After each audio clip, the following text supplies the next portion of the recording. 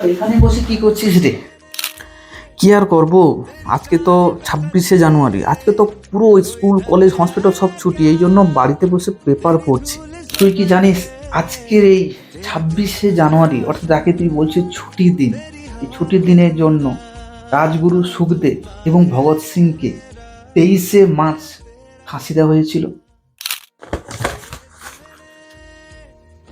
তোর এই ছুটির জন্য 27শে ফেব্রুয়ারি চন্দ্রশেখর আজাদ তার বন্ধুকে একটা গুলি ছিল বলে, যাতে সে ইংরেজের হাতে মরবে না বলে, সে নিজেই নিজেকে গুলি করে ফেলেছিল। তুই কি জানিস তোর এই একদিন ছুটির জন্য 30শে অক্টোবর লালা রাজপথ রায়কে লাঠি দিয়ে তার ভেঙে টুকরো টুকরো, মানে তার হাড়গুলোকে ভেঙে টুকরো টুকরো করে দিয়েছিল ইংরেজরা। এবং সবশেষে 30শে জানুয়ারি তুই জানিস তোর এই ছুটির জন্য আমাদের প্রিয় গান্ধীজি আমাদের ছেড়ে সারা জীবনের মতো চলে গিয়েছিল। পুরোপুরি তো আমি ইমোশনালি হয়ে গেলাম তোর এই কথাটা শুনে।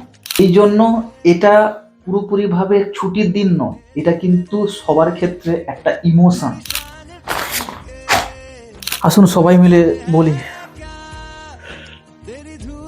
Happy Republic day.